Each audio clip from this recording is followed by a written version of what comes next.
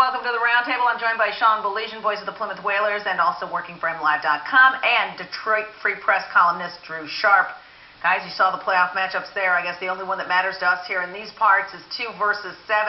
I know you said that you didn't think the Ducks would be a good matchup for Detroit. What do you think about the Columbus Blue Jackets, Sean? It's a better matchup. I fear Anaheim for a few reasons. I think, number one, they're getting healthy. I think, number two, they've always been a thorn in the Red Wing side. Columbus is a team that they've relied so much on their goaltender, an outstanding rookie goaltender in Steve Mason.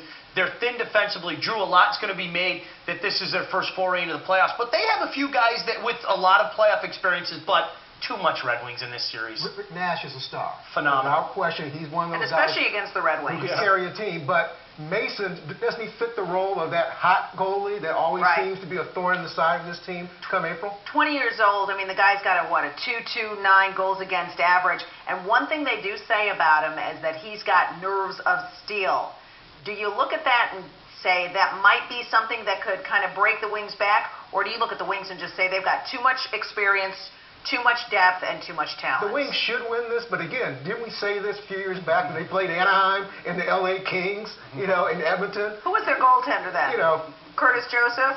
Yeah, again, this team has not played as well as we expected this season. Right. They have suffered from the Stanley Cup hangover, whatever that is, and there should be some concern facing these playoffs. This team is not playing all that well. Defensively, and I've seen Steve Mason's nerve of steel in the Ontario Hockey League. I mean, he was an outstanding goaltender come playoff time.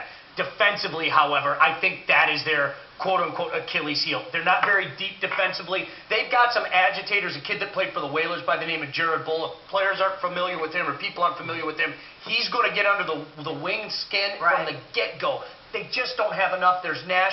R.J. Umberger's a guy that had a huge playoff last year. Jason Williams has played former Red Wing, has played really well for them since coming over from Atlanta. They don't have it. Columbus shouldn't be nervous, though. Again, they've got nothing to lose. Nothing to lose. First time in the playoffs in 8 years. Well, and there's Steve Nash with 79 points, and the next closest player is 23 points below that. But when you look at the Wings, and obviously we've talked all season long about their vulnerabilities, the penalty killing, the goaltending, do you think that this is now the time that they can lock down and play the type of hockey they played last year in the postseason, Sean? No. And I'll tell you why. I don't believe in the switch. I didn't believe in the switch for the Red Wings, and the Pistons, and I don't believe in the switch for the Red Wings. And I think Mike Babcock's been pretty consistent all year. And you guys have heard the sound bites. You guys have been in the locker room. He's gone back to the same point. The message isn't getting through. What's the message? And I think the message is we've got to be better in our own zone. It's so easy in this town, and national guys, to sit there and blast Chris Osgood. And heck, let me raise my hand. I blasted Chris Osgood amongst the best of them. However, I think they play too cute at times. Can they turn on the switch? Yeah, I'm not going to disrespect them. They're the Red Wings. Will they? I don't think so. I really don't. But how much of this is typical? I mean, a team that wins the Stanley Cup goes into the regular season and they're bored. I mean, clearly it is something that goes on mentally for championship teams. The toughest thing in sports, the toughest championship to repeat in pro sports is the Stanley Cup. Because it takes such a physical and emotional investment to win it in the first place, playing every other day for 2 months, that it's impossible for a team to recoup that same level of hunger. It's just impossible. This is a great team, but they're not going to be at the same level they were a year ago. And think about the goal scoring they got last year from Johan Franz, and I mean really off the charts. And certainly when they started the postseason, Dominik Hasek was their goaltender.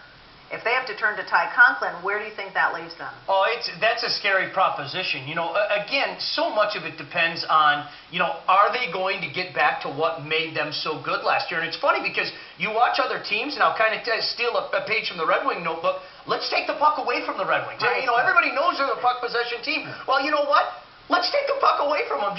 Golly gee, what a smart proposition that is. But I just think there's some bad habits. They try to get too cute. They try to make that picture-perfect goal. Let's make SportsCenter, whatever the case may be. If they play lockdown hockey, boy, they're still so hard to beat. All right, that's going to be the final word on the Red Wings. We're going to come back. We're going to talk Tigers with you guys in just a minute. Let's take a look at the highlights from today. The Tigers looking to cap off a great